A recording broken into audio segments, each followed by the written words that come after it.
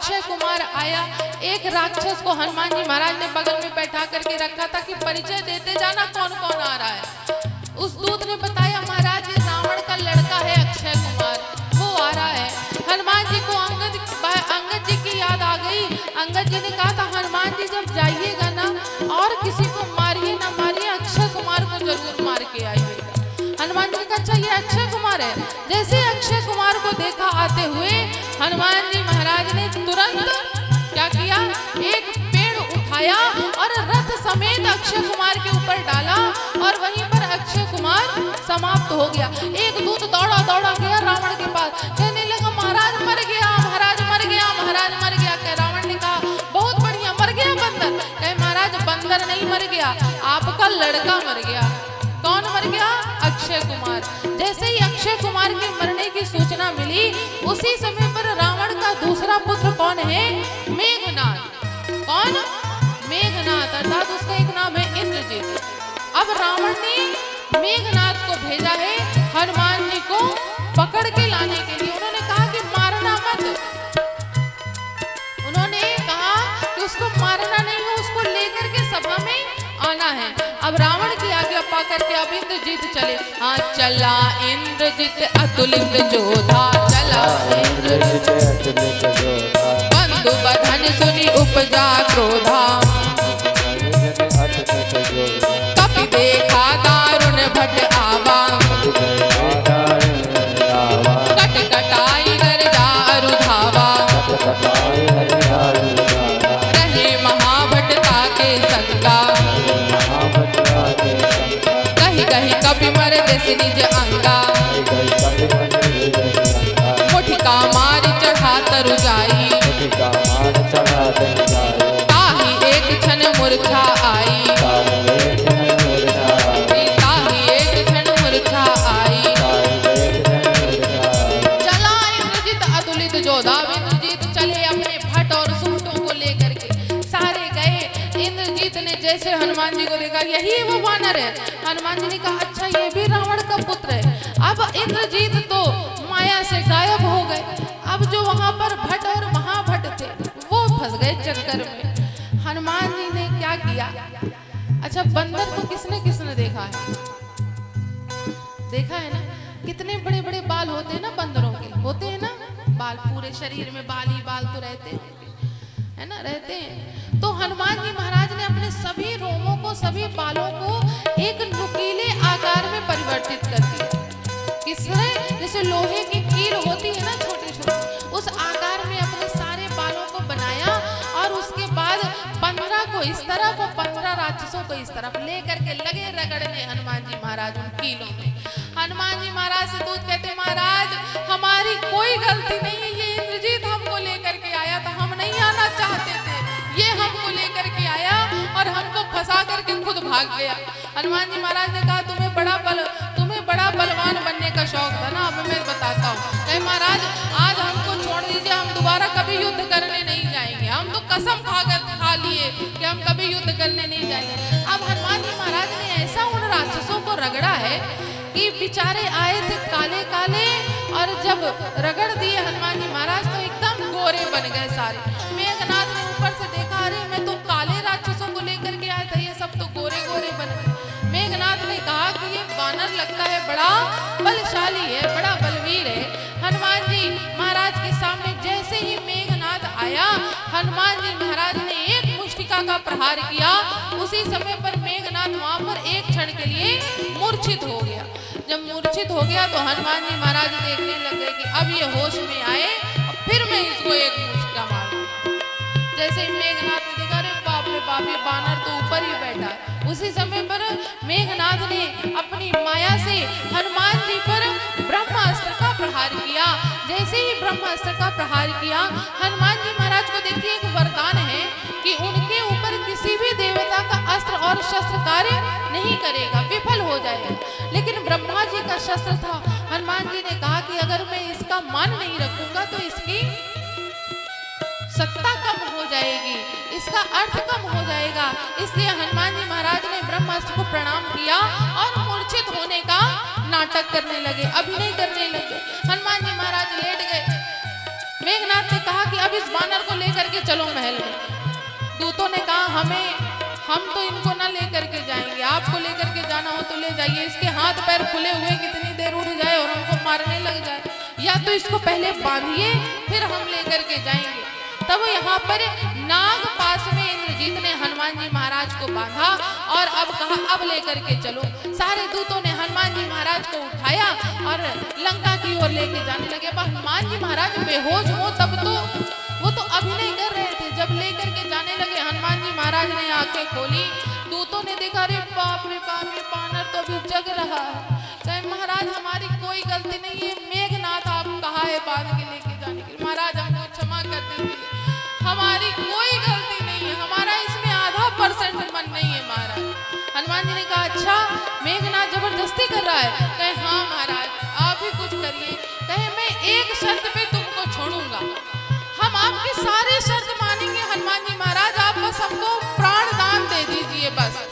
हनुमान जी महाराज ने कहा कि अगर एक कीर्तन तुम लोग करते चलो तब तो मैं तुम लोगों को प्राण दान दे दूंगा, अन्यथा सब मारे जाओगे। कहे महाराज आप जो कीर्तन कहेंगे हम सब करने के लिए तैयार है। हनुमान जी महाराज ने कहा तो फिर मेरे साथ गाओ क्या? हाँ जय सिया राम जय जय सिया राम, जय सिया राम जय जय सिया राम, जय सिया राम जय जय सिया राम, जय सिया राम जय जय सिया राम, जय सिया राम जय जय सिया राम, जय सिया राम जय जय सिया राम। एक बात बताइए, जब हनुमान जी महाराज ने रावण के राक्षसों से राम जी के नाम का कीर्तन करा लिया, अब आप बताइए आप लोग कहाँ के हैं, लंका के हैं कि भारत के हैं? रावण के दूत हैं कि राम जी की सेना है? राम जी की सेना है ना। तो जब हनुमान जी महाराज ने रावण की सेना से जय सिया राम बुलवा लिया तो आप लोग तो राम जी के भगत हैं, आप लोग क्यों नहीं बोल रहे? एक साथ बोलिए जय सिया राम जय जय सिया राम, जय सिया राम जय जय सिया राम, जय सिया राम जय जय सिया राम, जय सिया राम जय जय सिया राम, जय सिया राम जय जय सिया राम, जय सिया राम जय जय सिया राम, जय सिया राम बोल जय सिया राम, जय सिया राम जय जय सिया राम, जय सिया राम जय जय सिया राम, जय सिया राम जय सिया राम, जय सिया राम जय सिया राम, जय सिया राम जय सिया राम, जय सिया राम जय सिया राम, जय सिया राम बोल जय सिया राम, जय सिया राम बोल जय सिया राम, जय सिया राम बोल जय सिया राम, सिया राम जय सिया राम। बोलने रामचंद्र सरकार की। दूत लेकर के अब हनुमान जी महाराज को रावण के पास पहुंचे। जैसे रावण ने हनुमान जी महाराज को देखा तो हंसने लग गया कि ये बानर से सब लोग इतना डर रहे थे। रावण ने परिचय पूछा हनुमान जी महाराज का, तब हनुमान जी महाराज ने कहा कि मैं जिसने सारी सृष्टि को रचा है, जो चराचर का स्वामी है, जगत का स्वामी है, सबका पिता है, मैं ऐसे राम जी का दूत हूँ। जैसे ही राम जी का दूत रावण ने जाना, रावण ने कहा कि इस बानर को प्राण दंड दे दिया जाए। तब विभीषण जी ने कहा कि महाराज एक दूत को प्राण दंड देना ये राजनीति नहीं कहती है, राज्य की नीति नहीं है, ये नियम नहीं है। तब किसी ने कहा कि विभीषण जी सत्य कह रहे हैं, एक काम करते हैं, इसका कोई अंग भंग करके छोड़ देते हैं कि अंग भंग कर पठवा बंदर। जैसे ही अंग भंग करने की बारी आई तो हनुमान जी को रावण की बहन शूर्पणखा की याद आ गई। जैसे लक्ष्मण जी महाराज ने रावण की बहन शूर्पणखा के नाक और कान काटे, अगर रावण को बाई चांस अपनी बहन की याद आ जाए और वो अंग भंग की जगह मेरे भी नाक और कान काट दे, तो अभी तो मेरा विवाह भी नहीं हुआ, अब बिना नाक के विवाह हो भी नहीं पाता है ना। कहीं अगर नाक और कान कट गई तो बड़ी बेइज्जती हो जाएगी, कुछ भी हो जाए नाक और कान तो मैं नहीं कटने दूंगा। तो हनुमान जी महाराज ने अपनी पूंछ को आगे लिया और बड़े प्रेम से उसको स्नेह करते, तुम बड़ी अच्छी हो, तुमने मेरा बड़ा साथ दिया इन राक्षसों को मारने, तुमसे अच्छी कोई नहीं। जैसे ही सारी सभा ने देखा कि कपि के ममता पूंछ पर, जैसे ही देखा कि इस कपि की ममता इसकी पूंछ पर है, उसी समय पर हनुमान जी महाराज की पूंछ में आग लगाने का आदेश दे दिया गया। हनुमान जी महाराज की पूंछ में आग लगाने का जैसे आदेश दिया, मानो नगर में जैसे कोई अभिनय नहीं होने वाला होता है कि कोई तमाशा जैसे होने वाला होता है। सबको लगा आज बंदर की पूंछ में आग लगेगी, देखा जाए कैसा लगता है।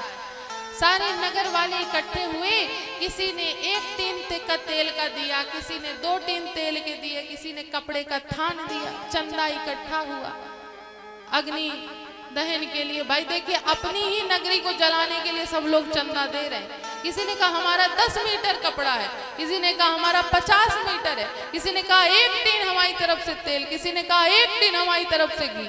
करते करते खूब सारा चंदा इकट्ठा हो गया। हनुमान जी महाराज ने कहा जब चंदा इतना इकट्ठा हुआ है तो पूंछ भी तो लंबी होनी चाहिए कि सबका चंदा कार्य में आ जाए, सदुपयोग में लग जाए। हनुमान जी महाराज ने किया पूंछ को लंबा। अब लगे थान लपेटने कपड़े की, घी डाल करके तेल डाल करके तैयार किया। कहें अब बस हम आग लगाने जा रहे हैं। कहें हाँ महाराज लगाओ आग। जैसे ही हनुमान जी महाराज की पूंछ में आग लगाई, हनुमान जी महाराज तुरंत ऊपर चढ़ गए अटारी पर और चढ़ करके पूरी लंका में आग लगा दी। जिसने जिसने चंदा दिया था सबके घर में जाके हनुमान जी महाराज आग लगा के आए। केवल एक विभीषण जी का ग्रह नहीं जला। क्यों? क्योंकि विभीषण जी महाराज ने चंदा नहीं दिया था, इसलिए उनका घर नहीं जला। भाई जैसे चंदा दिया जाएगा तो प्रसाद तो उसी को मिलेगा ज्यादा, तो जिसने चंदा दिया उसको ज्यादा प्रसाद मिला। तो हनुमान जी महाराज, विभीषण जी ने चंदा नहीं दिया तो उनको प्रसाद नहीं मिला, उनका घर नहीं जला। और सारी लंका को जला करके हनुमान जी महाराज समुद्र में कूद गए, अपनी पूंछ को बुझाया और पुनः माता सीता के समक्ष गए। उन्होंने कहा कि माता, जिस प्रकार से मेरे राम प्रभु ने आपको मुद्रिका चिन्हारी के तौर पर दी, तो आप भी मुझको कुछ दीजिए कि जिससे ये पता चले कि मैं आपसे मिल करके आया हूँ। तब माता सीता ने यहाँ पर चूड़ामणि को उतार करके हनुमान जी को दिया। हनुमान जी सहर्ष ही चूड़ामणि को लेकर के राम जी के समक्ष पहुँचे और राम जी ने जैसे ही सीता जी की चूड़ामणि को देखा बड़े प्रसन्न हुए और हनुमंत लाल जी को हृदय से लगा करके नाना प्रकार से सराहना करने लग गए। इधर विभीषण जी ने रावण को बड़ा समझाया कि आप अभी भी समय है, सीता जी को वापस राम जी को दे दीजिए, लेकिन रावण नहीं माना। अंततः रावण ने विभीषण जी को राज्य से बाहर निकाल दिया। जब राज्य से बाहर निकाला तो विभीषण जी ने कहा कि अब मैं कहाँ जाऊं। तब हनुमान जी की बात याद आई कि हनुमान जी ने कहा था कि जिसको सब ठुकरा देते हैं उसको मेरे राम अपना लेते हैं, इसलिए मैं उन्हीं के शरण में जाता हूँ। और विभीषण जी अब राम जी के पास आए, राम जी की शरणागति प्रदान करने के लिए कि अब मैं राम जी की शरण में आ जाऊं। तो राम जी के समक्ष पहुँचे और कहने लगे कि नाथ, आपसे एक ही निवेदन है। क्या निवेदन है? कि अवध सैया मुरी छोड़ो न बैया, अवध सैया मुरी छोड़ो न बैया, अवध सैया मुरी छोड़ो न बैया, अवध सैया मुरी छोड़ो न बैया, अवध सैया मुरी छोड़ो न बैया, छोड़ो न बैया मुरी छोड़ो न बैया, छोड़ो न बैया मुरी छोड़ो न बैया, छोड़ो न बैया मुरी छोड़ो न बैया, छोड़ो न बैया मुरी छोड़ो न बैया, सिया के सैया मुरी छोड़ो न बैया, अवध सैया मुरी छोड़ो न बैया, अवध सैया मुरी छोड़ो न बैया।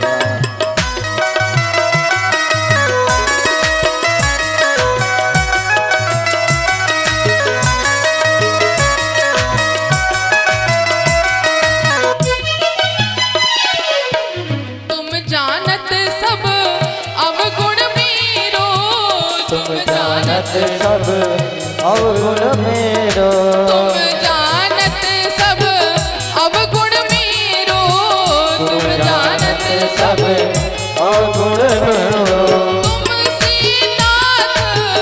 तुमसे नाथ छुपो नैया मुरी छोड़ो न बैया, अवध सैया मुझे छोड़ो न भैया, अवध सैया मुझे छोड़ो न भैया।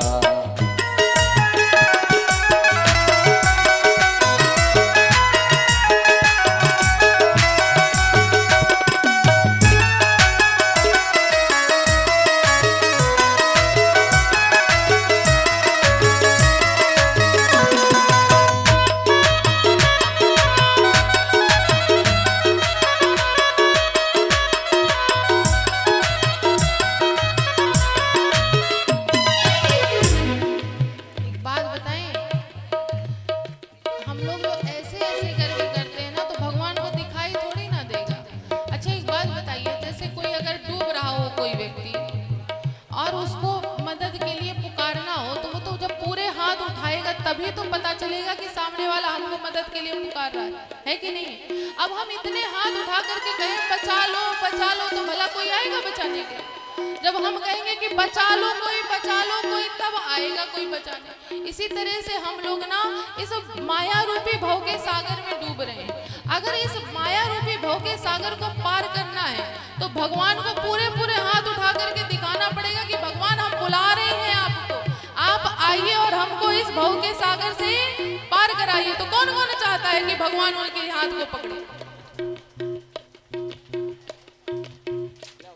अवध सैया मोरी छोड़ो न भैया, अवध सैया मोरी छोड़ो ना भैया, अवध सैया मोरी छोड़ो न भैया, अवध सैया मोरी छोड़ो ना भैया, अवध सैया मोरी छोड़ो ना भैया, अवध सैया मोरी छोड़ो ना भैया, अवध सैया मोरी छोड़ो ना भैया, अवध सैया मोरी छोड़ो ना भैया। बोल दे श्री आनंद कंद भगवान की जय। देखिए समय भी ज्यादा हो रहा है। हाँ? नहीं हो रहा। अरे तुम लोगों को नहीं लग रहा पीछे वाले सोच रहे कितनी जल्दी से भगवान राज सिंहासन पर बैठे और हमारी छुट्टी हो है? यहाँ पर विभीषण जी ने राम जी की शरणागति प्रदान करी। उसके पश्चात अब राम जी सारे सैन्य बल को लेकर के लंका पर चढ़ाई करने के लिए समुद्र के तट पर आए। और समुद्र तट पर आने के बाद यहाँ पर राम जी ने एक ज्योतिर्लिंग की स्थापना करी, जिसको हम आप आज रामेश्वरम ज्योतिर्लिंग के नाम से जानते हैं। ये 12 ज्योतिर्लिंगों में से एक ज्योतिर्लिंग है। तो पूरे भाव और श्रद्धा के साथ बोल दे रामेश्वरम ज्योतिर्लिंग भगवान की जय हो। यहाँ पर राम जी ने रामेश्वरम ज्योतिर्लिंग की स्थापना करी, पूजन किया और अब सेतु निर्माण हुआ।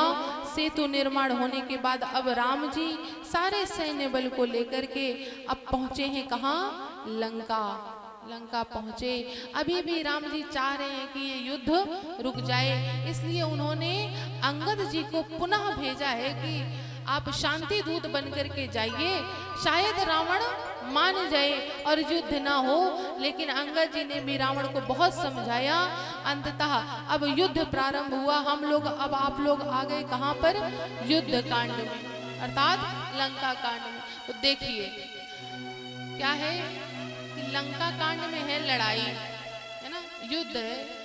मान लीजिए आप लोगों ने पूरी कथा में से कुछ ना सीखा और लंका कांड से एक भी प्रसंग सीख लिया तो भगवान की भक्ति छोड़ करके आप लोग लड़ाई करना प्रारंभ कर दिए। कहीं अच्छा देवी जी आई थी सबको लड़ाई सिखा करके चली गई, लेके धनुष बाण एक दूसरे पे मारना प्रारंभ कर दिया, तब तो हो गया कल्याण। कहीं अच्छा बाबा जी ने यज्ञ कराया। भक्ति छोड़ करके सब युद्ध में लग गए। तो इसीलिए देखिए हम आप लंका कांड युद्ध कांड को बड़े ही संक्षेप में सुनेंगे। बस 2 मिनट में लंका कांड पूर्ण हो के हम आप अब राम जी के राज्याभिषेक की ओर बढ़ेंगे। यहाँ पर अब युद्ध प्रारंभ होता है। रावण ने बारी बारी से अपने सभी पुत्रों को युद्ध के लिए भेजा और सभी पुत्र रावण के परास्त हुए और मृत्यु को प्राप्त हुए। कुंभकर्ण आए, कुंभकर्ण को जगाया गया, कुंभकर्ण आए। राम जी ने कुंभकर्ण का वध किया। कुंभकर्ण के वध के उपरांत मेघनाथ और लक्ष्मण जी का युद्ध हुआ, जिसमें लक्ष्मण जी को शक्ति लगी और हनुमान जी संजीवनी बूटी लेकर के आए और लक्ष्मण जी के प्राणों को पुनः जीवित कराया। उसके पश्चात पुनः लक्ष्मण जी और मेघनाथ का युद्ध हुआ और अंततः परिणाम स्वरूप मेघनाथ युद्ध में मारे गए। अब रावण और राम जी का युद्ध हुआ। अंततः यह युद्ध अपने विराम की ओर बढ़ा और राम जी ने अपने 31 बाणों से रावण का वध किया, जिसमें से रावण की 20 भुजाएं और 10 शीश और एक जो नाभि में उसके अमृत कलश था, एक बाण अमृत कलश में और 10 बाण रावण के शीश, 10 शीशों का खंडन हुआ। जय हो। ये देखिए युद्ध कांड का परिणाम। अभी युद्ध कांड बोले भी नहीं थे, पूरा लहूलुहान हो गए। पूरा अगर बोल देते तब पता नहीं क्या हो जाता। यहाँ पर राम जी ने रावण को 31 बाणों से मारा। अंततः रावण राम जी का नाम लेकर के सदगति को प्राप्त हुआ। मंदोदरी जी आई, मंदोदरी जी ने नाना प्रकार से विलाप किया। राम जी ने मंदोदरी जी को समझा करके विदा किया। अंत में विभीषण जी ने अपने भाई रावण का अंत्येष्टि करी और लक्ष्मण जी विभीषण जी को लंका के राज सिंहासन पर विराजमान करते हैं। अब हनुमान जी, विभीषण जी आदि सब अशोक वाटिका जाकर के माता सीता को लेके आते हैं और अग्नि परीक्षा के माध्यम से माता सीता अब पुनः राम जी के साथ आ गई हैं। देखिए, अग्नि परीक्षा इसलिए हुई थी कि राम जी को संदेह नहीं था माता सीता पर। सीता हरण के पहले राम जी ने माता सीता को अग्नि में प्रवास प्रदान किया था। तो ये जो सीता जी लंका में थी ना, ये असली सीता जी नहीं थी, ये माया की सीता जी थी।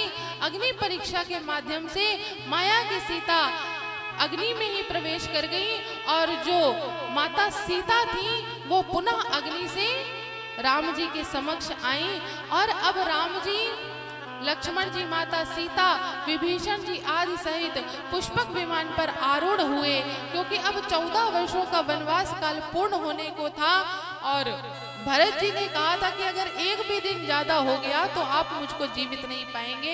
इसलिए राम जी पुष्पक विमान पर आरूढ़ हुए और अब सारे सैन्य बल को लेकर के राम जी अयोध्या की ओर चले। अयोध्या की ओर जाते समय माता सीता को मार्ग में सभी जगह के दर्शन कराते हैं। रामेश्वरम ज्योतिर्लिंग के दर्शन कराते हैं, शबरी जी की कुटिया दिखाते हैं, आदि सब दर्शन कराते हुए अयोध्या की नगर सीमा पर पहुंच गए। जैसे ही सबको पता चला, हनुमान जी आए भरत जी को संदेश देने के लिए कि राम जी अयोध्या के नगर सीमा पर पहुंच गए हैं। उसी समय पर सारे अयोध्यावासी प्रसन्न हो गए और आनंद मनाने लग गए कि आज 14 वर्षों बाद हमें हमारे प्रभु के दर्शन प्राप्त होंगे। सारे अयोध्यावासियों ने जैसे सुना कि राम जी आ गए, सारे अयोध्यावासी प्रसन्न होकर के गीत गाने लग गए। क्या? आई गए रघुनंदन सजवा दो द्वार द्वार, आई गए रघुनंदन सजवा दो द्वार द्वार, स्वर्ण कलश रखवा दो बंधवा दो बंधनवार। आई गए रघुनंदन सजवा दो द्वार द्वार, स्वर्ण कलश बंधवा दो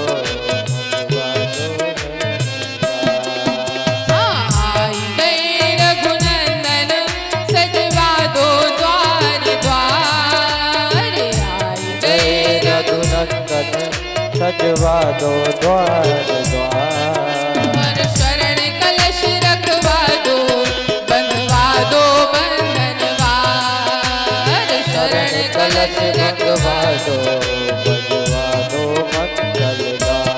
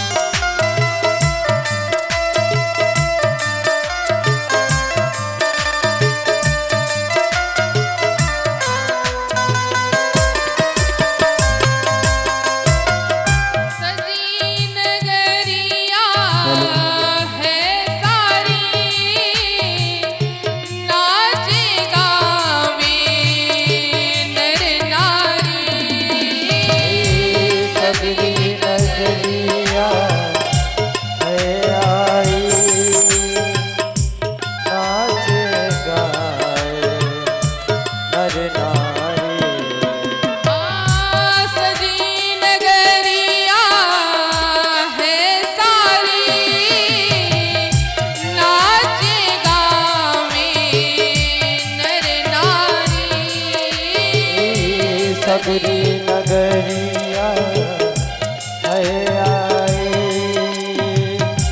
नाच गाए अब खुशियाँ मनावो गावो रे मंगल चार खुशियाँ मनाओ गाओ रे मंगल चार। अब खुशियाँ मनावो गावो रे मंगल चार खुशियाँ मनाओ गाओ रे मंगल चार। और शरण कलश रखवा दो बंधवा दो बंधनवार शरण कलश बंधवा दो मंगलवार।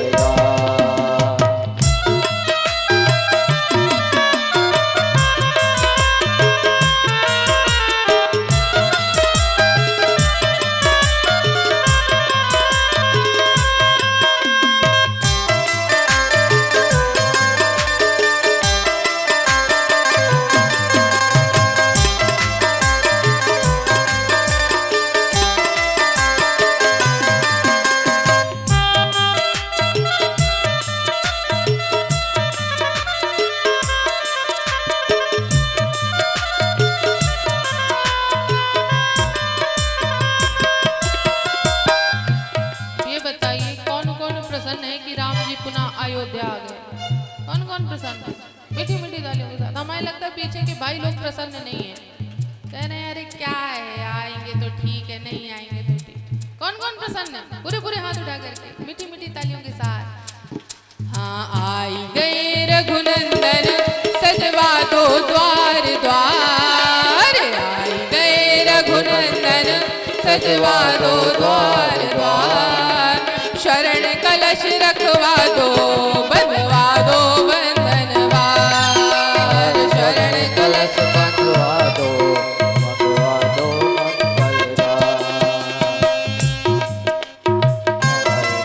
रघुनंदन सजवा दो द्वार द्वार शरण कलश बंधवा दो मंगलवार। शरण कलश बंधवा दो शरण कलश बंधवा दो बोल दे श्री आनंद गंध भगवान की। जय हो। इस प्रकार सारे अयोध्या वासियों को जब से सूचना मिली कि राम जी आए हैं, सब प्रसन्नता मनाने लगे। राम जी अब अयोध्या आए, नंदी ग्राम पहुंचे, सभी से प्रायः मिले। सबसे पहले गुरु जी से मिले, प्रणाम किया। उसके बाद भैया भरत से मिले, माता कैकेयी जी, कौशल्या जी, सुमित्रा मैया से मिलकर के सारे अयोध्या वासियों से मिलते हैं।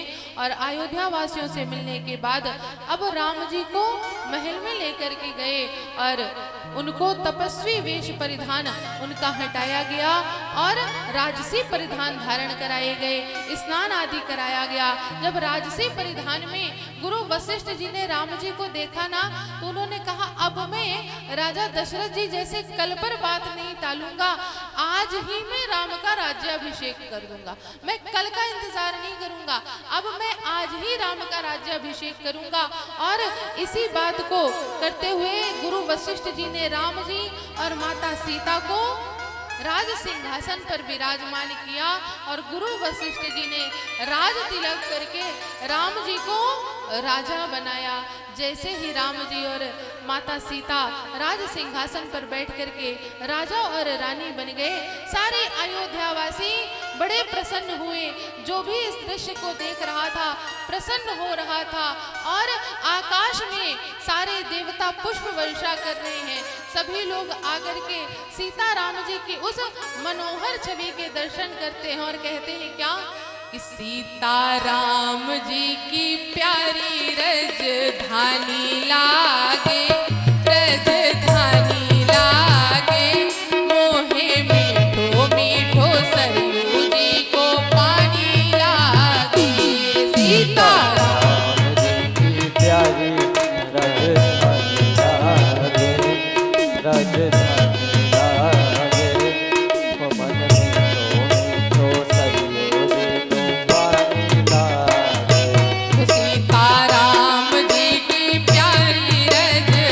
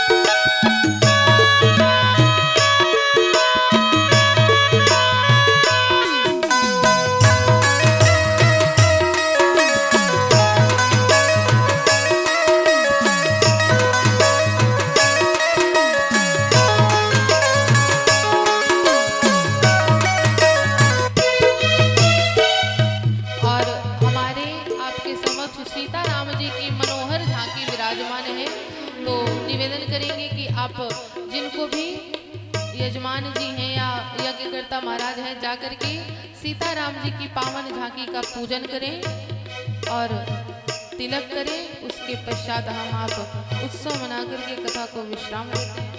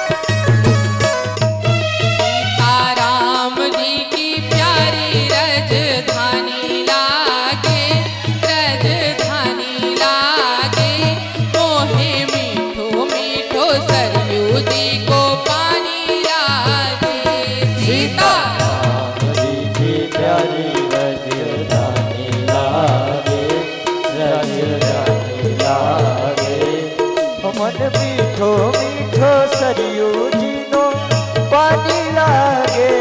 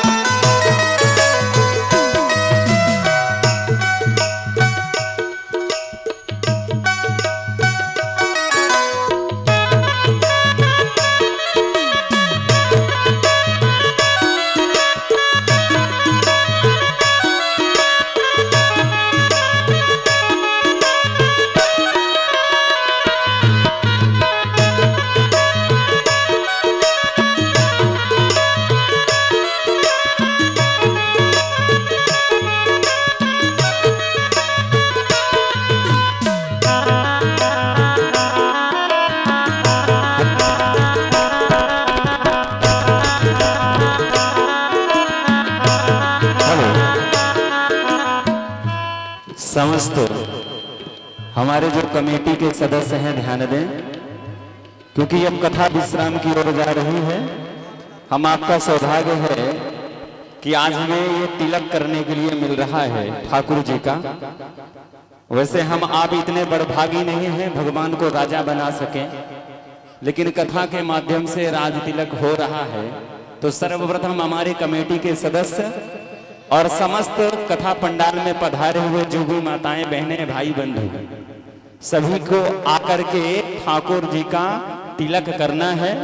और ध्यान दीजिएगा, ये जरूरी नहीं है कि आप कुछ ना कुछ चढ़ाओ, लेकिन एक नियम होता है कि हम आपको ठाकुर जी का तिलक करना है तो एक भजन चलेगा। उसी भजन के तहत आप लोग जितने लोग पूजन करना चाहें, ठाकुर जी को न्यौछावर करना चाहें, वो कर सकते हैं। इसके बाद आरती होगी और आरती के बाद पूज्य योगाचार्य राधिका वैष्णव जी, जिनके मुखार बिंद द्वारा हम आप बड़ी सुंदर संगीत में श्री राम कथा को श्रवण कर रहे हैं। ये छोटी दिखती तो बहुत है, अभी इनकी उम्र केवल 26 है, 26 साल की, लेकिन ये बाल्य अवस्था से ही श्री राम कथा को गा रही हैं। और एक बात बता दूं, एक बहुत बड़े संस्था को भी चला रही हैं। ये बालानंद योग सेवा संस्थान एवं बालानंदाचार्य नगर ये संस्था है। और ये संस्था चित्रकूट धाम में हनुमान धारा रोड नया गांव में स्थित एक छोटा सा आश्रम है। क्योंकि आश्रम बड़ा तो नहीं कह सकते हम लोग, लेकिन आप लोग यदि पूरे लोग आ जाओ तो वहां आप लोगों की खाने और रहने की व्यवस्था कर सकते हैं।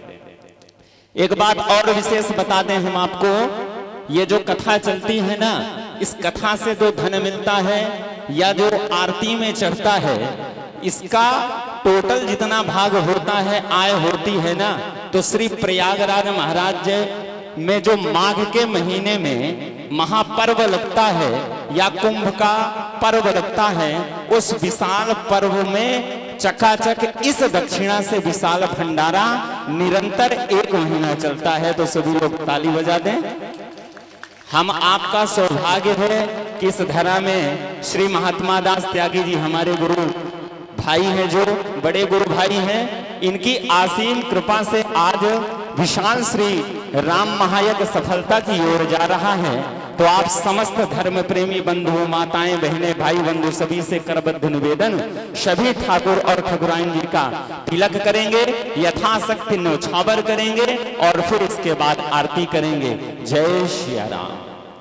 आइए, जो पूजन करते जा रही हैं माताएं, वो क्रमशः आकर के पूजन करें और हम अब उत्सव मनाते हैं। क्या कहते हैं कि राजा बने रघुरैया, अवध आज बाजे बधैया।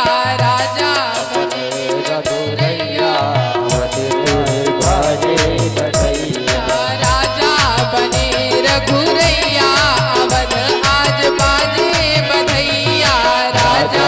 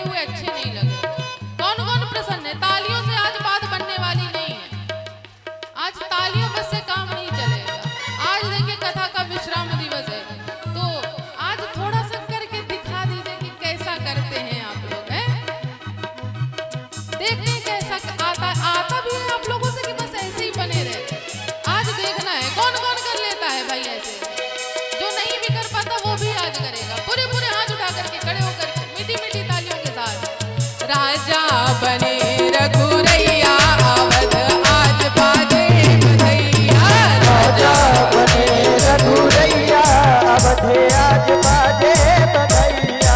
राजा बने रघुरैया, अवध आज बाजे बधैया। राजा बने रघुरैया, अवध आज बाजे बधैया।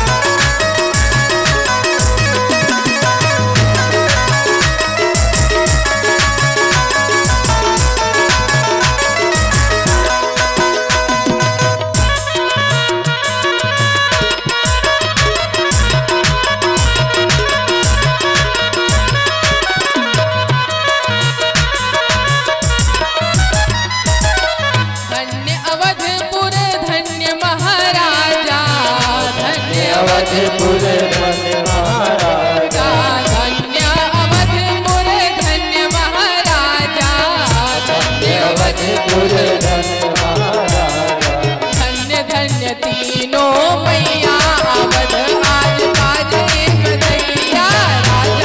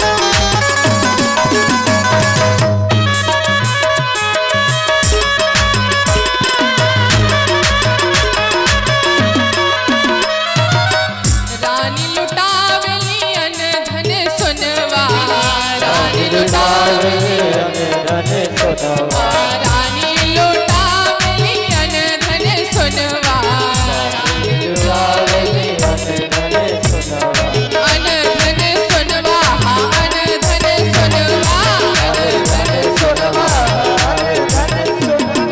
रानी लुटावली अन धन सुनवा लुटावली अन धन सुनवा गुरुवर लुटावे तेनु गैया आवत आज बाजे बधैया राजा बने रघुरैया अवध आज बाजे बधैया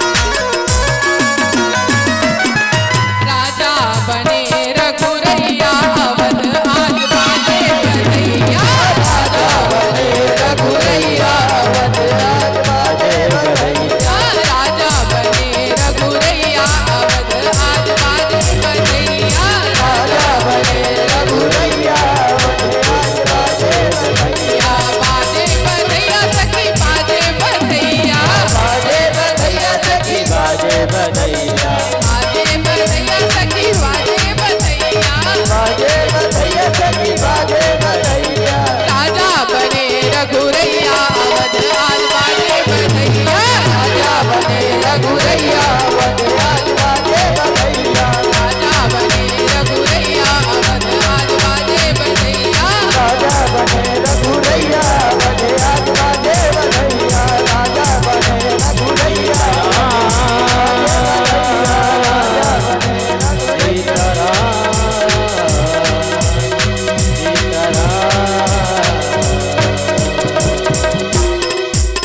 बोल दे राजा रामचंद्र सरकार की जय हो आज के आनंद की जय हो श्री राम महायज्ञ की जय हो